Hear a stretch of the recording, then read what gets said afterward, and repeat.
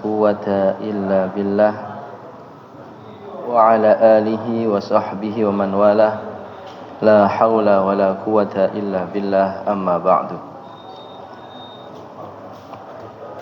Ma'asyiral muslimin wa zumratal mu'minin wal mu'minat rahimani wa rahimakumullah. Segenap jamaah salat subuh Masjid Al-Ikhlas yang kami hormati dan kami muliakan, dan yang dirahmati Allah Subhanahu wa taala, kita memulai pagi hari ini dengan ucapan alhamdulillahirabbil alamin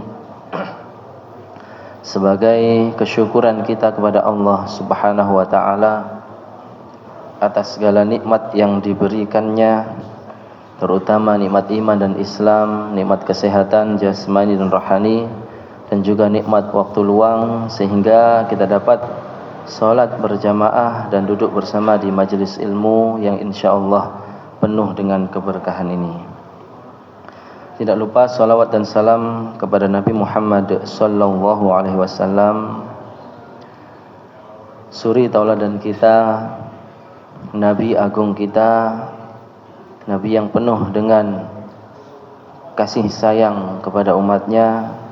Semoga kasih sayang itu nanti kita dapatkan sampai di hari akhirat, yaitu dengan mendapatkan syafaat Rasulullah Muhammad sallallahu alaihi wasallam. Bapak Ibu jamaah yang kami hormati, kita pada kesempatan kali ini akan melanjutkan pengajian tafsir menggunakan kitab Safwatut Tafasir surat Al-Baqarah ayat 49 dan seterusnya. Pada ayat-ayat sebelumnya 48 dan sebelumnya kita sudah membahas tentang bagaimana Allah Subhanahu wa taala mengingatkan Bani Israel, yaitu orang-orang Yahudi yang hidup di zaman Rasulullah Muhammad sallallahu alaihi wasallam. Perlu kita renungkan dan kita ingat kembali bahwa surat Al-Baqarah ini adalah surat Madaniyah, surat awal-awal yang diturunkan oleh Allah Subhanahu wa taala kepada Nabi Muhammad sallallahu alaihi wasallam di awal hijrahnya. Ketika sampai di Madinah, wahyu-wahyu yang pertama kali diturunkan adalah surat Al-Baqarah. Jadi surat Madaniyah, surat yang diturunkan setelah Rasulullah hijrah ke Madinah.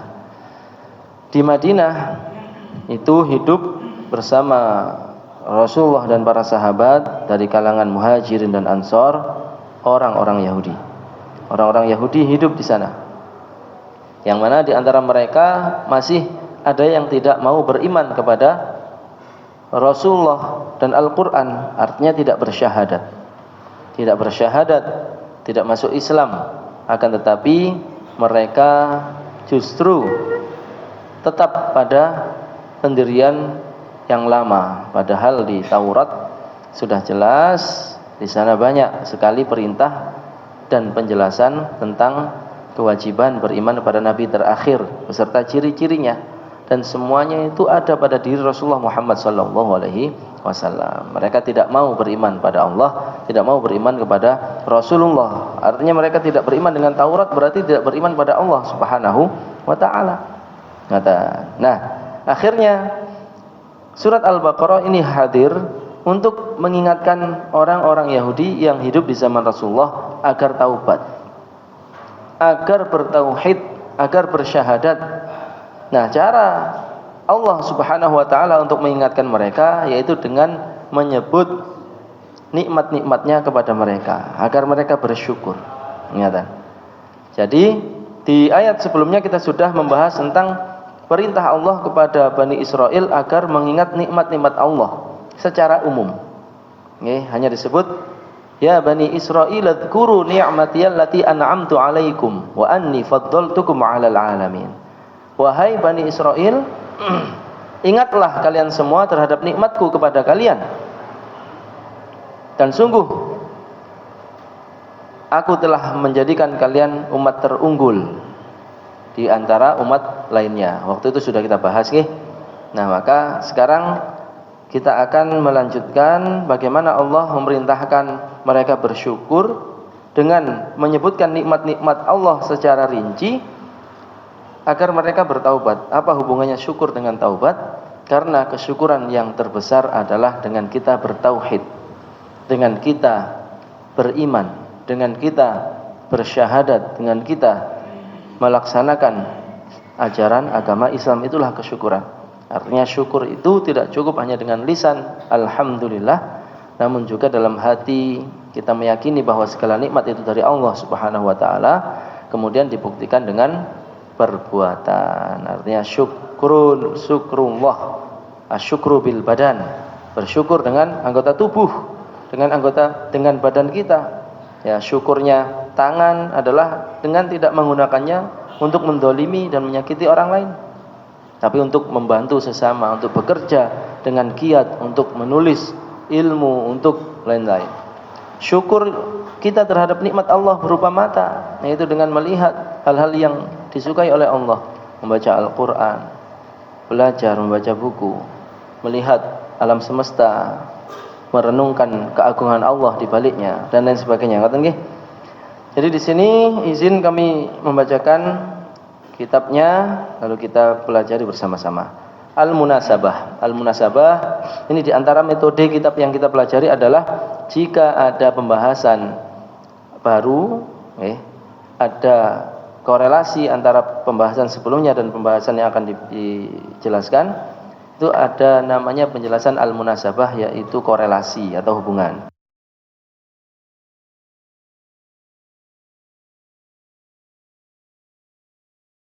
Ba'da dzalika aqsama tilka ni'ami 'ala sabili tafsil.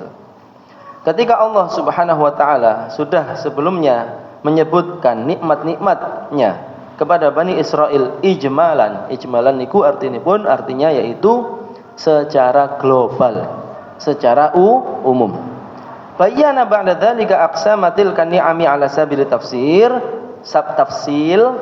Maka Allah setelah menjelaskan dengan secara global atau umum, bayyana, menjelaskan juga aqsamatil ni'am, macam-macam atau bagian-bagian nikmat-nikmat tersebut ala sabilit tafsil, secara rinci. Kenapa? Liyakuna ablagha fit tadzkir, agar lebih mengena, agar lebih mengena dalam urusan mengingatkannya tadi. Wa ad'a ila syukri, dan agar lebih mudah untuk mengajak mereka bersyukur. Jadi kalau kita menasihati murid atau anak, menyebutkan seperti ini, kamu harus taat pada orang tuamu karena orang tuamu itu sangat berjasa kepadamu. Niku umum, ya semua anak bisa nangkap. Tapi kalau dijelaskan dengan rinci, kamu harus berbakti pada kedua orang tuamu. Kamu ingat tidak, dulu ibumu mengandung 9 bulan lamanya. Itu tidak mudah. Setelah itu mengorbankan dan mengorbankan nyawanya. Jika melahirkanmu itu taruhannya adalah menaruhkan nyawanya. Nah, kata niku. Kemudian mengasuhmu. Di awal-awal kamu lahir, siapa yang membersihkan badanmu? Apakah kamu bisa dengan sendirinya? Ya, terus kita sebutkan. Terus itu nanti lebih mengena. Anak itu akhirnya lebih, oh iya, ternyata selama ini baktiku kepada orang tua ini belum ada apa-apanya jika dibanding dengan apa yang dialami oleh kedua orang tuaku sejak aku kecil, sejak aku dalam kandungan, seperti itu. Ngaten nggih. Faka'annahu qala, maka seakan-akan Allah ini berfirman seperti ini, udzkuru ni'mati, ingatlah nikmatku, wadhkuru idnajainakum min ali fir'aun, dan juga ingatlah ketika kami menyelamatkanmu dari Fir'aun. Nah, setelah ini kita akan mempelajari kisah-kisah secara rinci. Ngaten nggih. Wadhkuru id faraqna bikumul bahra, dan ingatlah juga ketika dulu kami menyelamatkanmu dari kejaran Fir'aun, kami belah bagimu lautan. Nah, niku ngaten nggih. Ila akhirih wa kullu hadhihi ni'am tastad'i syukral mun'im. Dan seterusnya, dan semua nikmat-nikmat ini tastad'i syukran mun'im, mengharuskan. Kalau orang itu sudah disebut banyak nikmat seperti itu tidak juga bersyukur, berarti memang mata batinnya tertutup. Na'udzubillah, summa na'udzubillah. Semoga kita tidak termasuk orang-orang yang kufur nikmat, Bapak Ibu. Bahaya. Bahaya sekali menjadi orang yang kufur nikmat, nanti diadab sama Allah, karena firman Allah berbunyi di surat Ibrahim ayat 7, la in syakartum la azidannakum wa la in kafartum inna adzabi lasyadid. Jika kamu bersyukur atas nikmat-nikmatku, niscaya kami menambahkan nikmat-nikmat itu. Tapi jika kufur, maka adabku atau siksaku sangat pedih. Nah, syukur nikmat dengan kufur nikmat ini tipis sekali, harus hati-hati. Sekali kita merasa hidup kita nggak berarti, lalu iri dengan apa yang dicapai atau yang dimiliki tetangga kita, teman kita, nanti kita lupa bahwa kita ini selama ini udah banyak sekali nikmat yang nggak bisa dihitung. Hanya karena koncoku yo update status, wah udah kayak gitu. Wah, itu nanti kita akhirnya lupa bahwa kita selama ini sama Allah sudah diberi banyak sekali. Nah, ini pentingnya agar kita tidak kufur nikmat. Tastad'i syukrul mun'im, mengharuskan mensyukuri al-mun'im, yaitu Allah yang beri nikmat, jalla wa ala, la kufranahu wa isyanahu, tidak kufur kepada nikmat Allah dan juga tidak bermaksiat kepada Allah. Berarti maksiat itu termasuk kufur nikmat. Diberi nikmat akal, diberi nikmat tubuh yang sehat, kok dibuat maksiat, berarti kufur nikmat. Tidak menggunakan badan yang sehat tadi dalam ketaatan. Tapi manusia nggih ngeten iki adanya. Manusia itu disebut oleh Rasulullah dalam hadisnya khatta'un. Kullu bani Adam khatta'un. Semua anak cucu Adam itu berpotensi berbuat banyak kesalahan. Wa khairul khatta'ina at-tawwabun. Dan sebaik-baik orang yang berbuat salah adalah yang mau bertaubat. Jadi taubat itu Bapak Ibu rezeki dari Allah. Kita dimudahkan ingat dosa lalu ingin bertaubat, itu rezeki, itu nikmat yang agung.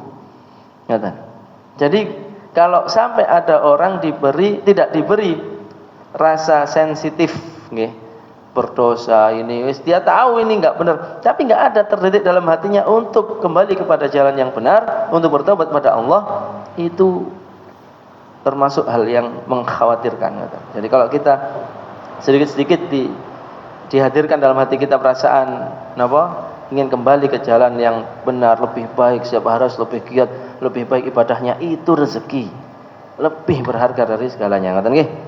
Bismillahirrahmanirrahim. Wa id najjaynakum min ali fir'auna yasumunakum su'al 'adzabi yudzabbihuna abna'akum wa yastahyuna nisa'akum wa fi dzalikum bala'um min rabbikum 'adzim. Ini ayat 49, saya baca terjemahnya dulu, baru nanti kita baca sedikit demi sedikit tafsirnya. Dan ingatlah ketika kami menyelamatkan kamu dari Fir'aun dan pengikut-pengikut Fir'aun. Mereka menimpakan siksaan yang sangat berat kepadamu. Mereka menyembelih anak-anak laki-lakimu dan membiarkan hidup anak-anak perempuanmu. Dan pada yang demikian itu merupakan cobaan yang besar dari Tuhanmu. Itu tadi terjemahnya, kita baca tafsir sedikit-sedikit. Wa id najjaynakum, wa id, wa niku dan id itu ketika. Di antara dan ketika ini ada sesuatu yang tersembunyi yang tidak disebut, yaitu wadhkuru id. Wadhkuru niku dan ingatlah. Id, wadhkuru ya Bani Israil. Wahai Bani Israel, udhkuru, ingatlah.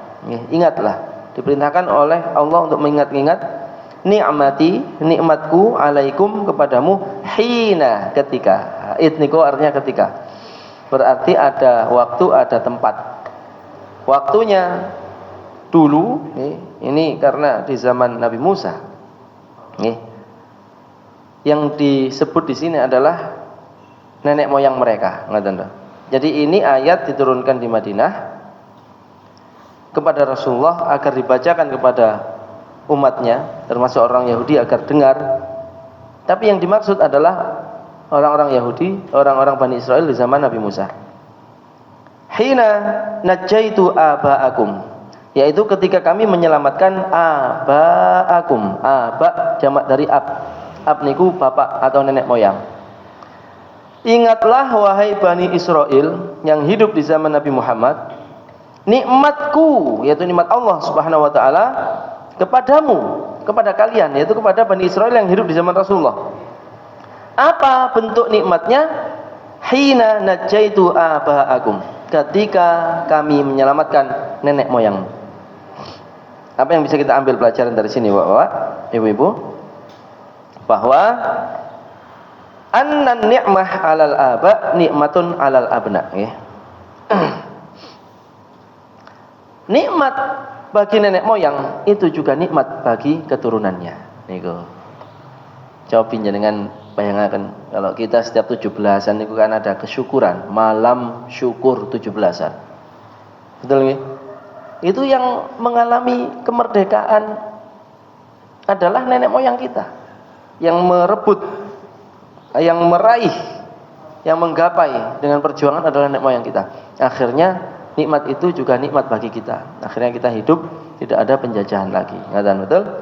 Nah, sering kita lihat, oh ya Allah, beruntung sampean karena bapak sampean pian ngatan. Beruntung kamu karena ayahmu dulu seperti ini. Jadi nikmat Allah kepada nenek moyang kita adalah nikmat Allah juga bagi kita. Ngatan. Min ali Fir'aun ay min batshi Fir'aun wa asya'ihi al-utad, yaitu dari kejahatan, dari kekejaman dan dari kebengisan Fir'aun dan pengikut-pengikutnya dan keluarga-keluarganya. Nah, ini perlu kita pelajari kata-kata min ali Fir'auna. Ali itu artinya keluarga, Bapak Ibu, ya. Tapi kata-kata ali ini tidak boleh digunakan sembarangan. Dia hanya dalam bahasa Arab, ya, digunakan untuk orang-orang yang terkemuka, para nabi, para rasul, dan para raja. Jadi tidak boleh moro-moro ngeten. Buat grup WA, judulnya Ali Furqon misal. Oh, maksudnya keluarganya Furqon. Tidak boleh. Biasanya yang digunakan Bani. Bani anak keturunan. Kalau Ali itu hanya untuk orang-orang terkemuka, nabi, rasul, para raja. Coba kita lihat di ayat ini, min ali Fir'aun. Kalau kita tahiyat akhir, bagaimana yang kita baca? Allahumma sholli ala Muhammad wa ala ali Muhammad. Kama shallaita ala Ibrahim wa ala ali Ibrahim. Jadi jangan baca Quran, baca terjemahan Ali ternyata keluarga. Habis itu ditulis depan rumahnya, rumah Ali Imran. Ali Imran juga nama keluarga Imran. Imran ini apa namanya? Mbah kungnya Nabi Isa. Imran, Ali Imran. Id qalat imra'atu Imran rabbi inni nadartu laka ma fi batni muharraran fataqabbal minni. Dan ingatlah ketika istri Imran berkata, aku mengandung ya Allah, aku nadar anakku yang aku kandung ini nanti aku khususkan mengabdi untuk Baitul Maqdis. Ya, dan ternyata lahir perempuan, yaitu Maryam. Ternyata tidak boleh kecewa karena ternyata dari Maryam ini lahir seorang Nabi Isa. Jadi Imran, Ali Imran, surat Ali Imran, keluarga Imran adalah keluarga Nabi Isa. Karena Imran di situ adalah mbahkungnya Nabi Isa, ayahnya Maryam. Ngerti nggih? Jadi Ali di sini artinya bisa keluarga, bisa pengikut, tapi hanya digunakan untuk orang-orang terkemuka. Nggih niku apa namanya? Ulil khatar wa sya'an kal muluk wa asbahihim, yaitu orang-orang yang memiliki pengaruh besar, orang-orang yang terkemuka dan kedudukan yang tinggi seperti halnya raja dan lain-lain. Kemudian kata Fir'aun ini Bapak Ibu, okay, bukan nama orang. Jadi tidak boleh kita mengatakan Raja Fir'aun berarti namanya Fir'aun. Bukan begitu. Fir'aun ini adalah julukan, okay, julukan. Bukan nama sesungguhnya. Nggih niku julukan bagi nama raja yang berkuasa di Mesir. Nggih. Jadi namanya bukan Fir'aun. Lalu yang di masa Nabi siapa? Lain enggak. Di masa Nabi Yusuf ketika beliau berada di Mesir juga Fir'aun. Tapi Fir'aunnya keberapa? Ngoten lho. Kayak kita di Jogja ada Hamengkubuwono keberapa? Ngoten nggih. Jadi apakah namanya Hamengkubuwono? Mboten. Nah, pasti enggak tahu nama aslinya siapa. Terkenalnya seperti itu. Sama Fir'aun ini enggak tahu nama aslinya siapa. Kalau yang di zaman Nabi Yusuf namanya Akhnatun. Itu Akhnatun yang sebaya dengan Nabi Yusuf waktu itu, yang menjadi partnernya. Akhnatun niku. Nah, seperti halnya kalau raja di Romawi itu ada Kaisar. Kaisar itu kaisar. Sering kita dengar Julius Kaisar. Kaisar itu julukan. Kaisar. Kisra. Kisra itu julukan bagi raja di Persia. Jadi Kisra Azimi Faris, ya. Raja di Persia, ngoten. Nah, Fir'aun ini berarti hidup di zaman Nabi, yang dimaksud di sini di zaman Nabi Musa, karena di sini disebut kemudian yasumunakum su'al azab, ay yudhiqunakum asyaddal azab wa afdha'ahu. Mereka Fir'aun dan bala tentaranya dan pengikut-pengikutnya dan keluarganya menyiksa kalian. Nah, kalian yang di sini yang dimaksud sinten? Nenek moyang kalian. Ngoten nggih. Jadi ayat ini disebutkan, ditujukan kepada Bani Israel yang hidup di zaman Rasulullah agar ingat dulu nenek moyangmu itu banyak disiksa Fir'aun, tapi kami selamatkan. Maka itu rezeki yang besar, nikmat yang besar. Kalau tidak kami selamatkan, kamu sekarang tidak ada. Ngoten logika sederhananya nggih. Kalian sekarang bisa hidup di Madinah, menikmati keindahan Madinah, menikmati kurma-kurma di negeri, di kota Madinah. Menikmati alam semesta. Itu karena kalian hidup. Kalau kalian tidak hidup, tidak bisa menikmati ini semua. Kenapa kalian hidup? Karena nenek moyang kalian tidak binasa. Coba seandainya nenek moyang kalian dulu binasa, dihabisi Fir'aun, kamu sekarang tidak ada, maka harus kamu bersyukur. Nah, bersyukurnya adalah dengan beriman pada Allah Subhanahu wa taala. Jadi disebut seperti ini untuk ngiling-ngilingaken.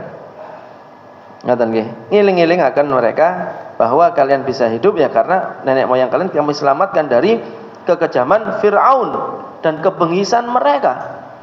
Contohnya di sini disebut yudzabbihuna abna'akum ay yadbahuna dzukura minal aulad. Yaitu mereka Fir'aun ini membunuh bayi laki-laki. Nah, ini jadi ada sebabnya kenapa Fir'aun itu saat itu yang di zaman Nabi Musa alaihissalam kalau ada bayi laki-laki lahir dibunuh karena mimpi. Nah, mimpi para raja dan mimpi para nabi itu terjadi. Jadi kalau raja mimpi, maka itu adalah sesuatu yang harus dipecahkan, sesuatu yang harus dicari takwil mimpinya. Mimpinya apa Fir'aun saat itu? Terlihat ada api di istananya. Api artinya ini simbol kehancuran. Kalau api kan namanya kebakaran kan hancur, maka ditakwilkan wah nanti jadi apinya ini berasal dari perkampungan Bani Israel. Oh, apa hubungannya? Wah, berarti nanti yang akan mengalahkanmu wahai Fir'aun orang Bani Israel. Dan akhirnya mulai saat itu ditetapkan, ya inilah kekhawatiran terhadap sesuatu yang belum terjadi itu membahayakan, Pak. Ya, akhirnya dia bertindak tidak manusiawi. Maka penting bagi kita menghindarkan diri kita terhadap kekhawatiran dan kecemasan terhadap sesuatu yang belum terjadi, kan belum tentu terjadi. Tapi dia udah khawatir, hidupnya nggak tenang, akhirnya melakukan sesuatu yang membahayakan, membunuh bayi laki-laki. Itu kejam sekali. Itulah kenapa Rasulullah SAW mengajarkan kita berdoa agar dihindarkan dari kecemasan, kekhawatiran, kegundahan terhadap sesuatu yang belum terjadi, sehingga kita ini tidak melakukan sesuatu yang membahayakan diri kita atau diri orang lain. Apa doanya? Allahumma inni a'udzubika minal hammi wal hazan wa a'udzubika minal ajzi wal kasal, wa a'udzubika minal jubni wal bukhl, wa a'udzubika min ghalabatid daini wa qahrir rijal. Ini disunahkan 3 kali pagi hari, 3 kali sore hari. Biasa kalau kita terbiasa baca Al-Ma'thurat, ada di Al-Ma'thurat nih. Itu disebut 8 perkara sama Rasulullah. 8 perkara, Pak. Berarti ini bahaya. Kalau tidak bahaya, kenapa Rasulullah rutin membacanya banyak sekali setiap hari? Sampai disebut a'udzubika, a'udzubika, a'udzubika, a'udzubika 4 kali a'udzubika. Aku berlindung kepadamu ya Allah. Yang nomor 1 minal hammi wal hazan, dari rasa cemas, dari rasa gundah gelisah, dan dari rasa sedih. Karena 2 perkara ini bisa menyebabkan seseorang tidak semangat hidup, pesimis, tidak ada harapan, gundah, khawatir, ini. Delok wong seneng sengsara, delok orang sengsara seneng, oh bahaya. Yang cemas hidupnya tidak ada kebahagiaan. Nah ini Fir'aun, nikmat apa yang kurang yang ada dengan Fir'aun? Kekuasaan dia miliki, kerajaan dia miliki, kedudukan dia miliki, harta benda kurang apa?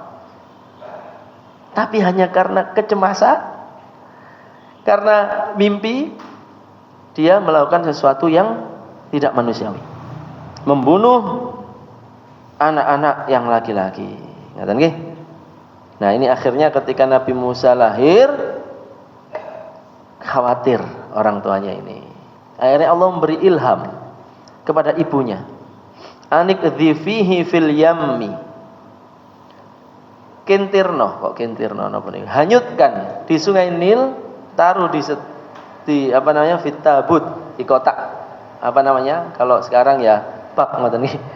Itu coba kalau orang tidak punya iman, tidak akan yakin. Ibunya Nabi Musa diyakinkan, nanti kami kembalikan. Coba Pak, coba kita kalau berada dalam posisi itu, ya nopo? Gimana bayi itu bisa dikembalikan? Kalau kita kintirkan, kita hanyutkan di sungai, bagaimana bayi itu kembali kepada kita? Tidak masuk logika. Adanya akan hilang, hanyut, numplek, dimakan buaya, mati bayi itu. Inilah tawakal kepada Allah, Pak. Kalau kita yakin sama Allah, tawakal pada Allah, tenang, Pak. Tidak akan kemana, rezeki tidak akan kemana, kan? Karena ketawakalan ibunya Nabi Musa, dihanyutkanlah bayi Nabi Musa itu. Ternyata Sungai Nil itu melintasi belakang istana Raja Fir'aun. Di situ banyak orang-orang termasuk istri Fir'aun berada di Sungai Nil. Terkejut melihat bayi. Loh lah kok bayi laki-laki dibawa sama istri Fir'aun. Fir'aun berkata harus dibunuh ini. Loh jangan. Ini penyejuk mata bagiku. Aku seneng mbak anak cilik ini kata. Ternyata tidak mau mimik. Bayi Nabi Musa tidak mau mimik. Wah, sehingga dibuat sayembara. Siapa yang bisa menyusui bayi ini akan diberi hadiah, diberi namanya kan khawatir nangis terus nggak bisa mimik. Akhirnya di situ mbaknya Nabi Musa berkata, saya punya ibu, bek nih cocok katanya. Ternyata gimana nggak cocok ibunya sendiri? Balik, subhanallah, masya Allah, itu loh skenario Allah. Apakah ibunya Nabi Musa waktu itu tahu akan seperti itu cara dikembalikannya bayi Nabi Musa? Tak tahu. Ini pelajarannya apa? Kalau kita tawakal kepada Allah, diperintah sama Allah A, kita lakukan, sudah tawakal urusan kepada Allah, tidak akan berkurang apa yang ada dari kita. Kita diperintahkan memberi nafkah pada anak istri kita, beri nafkah. Jangan gini, waduh kerja angel-angel, kerja capek-capek, harus habis langsung untuk biayai keluarga. Loh, bahaya ini. Itu perintah Allah. Tidak akan nanti kekurangan, diberi keberkahan sama Allah Subhanahu wa taala. Ngoten nggih. Wa yastahyuna nisaakum ayastabqunal inatha ala qaidil hayati lil khidmah. Adapun anak-anak perempuan dibiarkan hidup lil khidmah, untuk dijadikan pelayan. Jadi yang laki-laki kalau ada yang hidup, ya ada bayi laki-laki dibunuh biar enggak tumbuh besar, khawatirnya ini nanti yang akan mengalahkan Fir'aun. Yang perempuan dibiarkan hidup untuk jadi pelayan. Berat hidupnya, Pak. Wa fi dzalikum bala'um mir rabbikum 'adzim.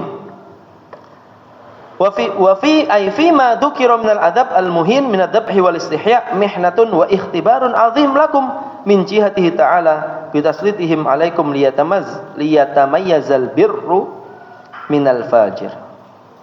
Ay al-birru minal fajir. Dan siksaan-siksaan yang menghinakan itu, ya, baik dibunuhnya anak laki-laki lalu dibiarkannya hidup anak perempuan adalah mihnatun wa ikhtibarun, merupakan satu sisi itu karunia Allah, satu sisi adalah ujian dari Allah yang sangat berat. Ya, karunia masih mending, masih ada yang dibiarkan hidup. Coba laki perempuan dimatikan semua, tidak ada keturunan. Ngerti nggih? Min jihatihi ta'ala, dari Allah Subhanahu wa taala. Artinya, jika ada di antara kita atau siapapun di muka bumi ini yang diberi ujian oleh Allah, itu merupakan apa nggih? Di satu sisi itu karunia. Kenapa? Dengan ujian itu Allah ingin melihat kualitas iman kita. Oh, berarti ini enggak ada yang buruk. Tujuannya agar menguatkan iman, agar aku semakin dekat dengan Allah. Berarti ini baik. Ngerti nggih? Liyatamayyazal bir minal fajir. Dengan demikian akan terlihat mana orang yang hebat dan mana orang yang tidak hebat. Apanya? Imannya. Adanya ujian dalam hidup ini, Bapak Ibu yang dirahmati Allah Subhanahu wa taala, tidak lain adalah sesuai yang difirmankan oleh Allah Subhanahu wa taala di surah Al-Mulk, liyabluwakum ayyukum ahsanu amala. Ya, tabarakalladzi biyadihil mulk wa huwa ala kulli syai'in qadir, alladzi khalaqal mauta wal hayata liyabluwakum ayyukum ahsanu amala.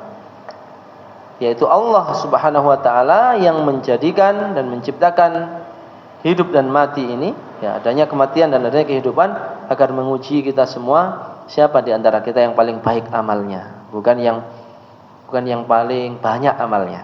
Ya, karena amalnya yang banyak tapi enggak sesuai dengan ajaran agama Islam, ya enggak baik amalnya. Artinya ini secara langsung amal itu juga amalan hati, amalan badan, amalan lisan, amalan harta, ibadah-ibadah banyak contohnya, banyak macamnya. Hati juga ada ibadahnya, ketawakalan, keikhlasan, ketabahan, kesyukuran, dan lain sebagainya, qanaah, zuhud dan lain sebagainya, itu ibadah-ibadah hati. Mana di antara kita yang paling baik, ngoten nggih, dan lain sebagainya, ngoten nggih. Niki cekap Pak Haris nggih.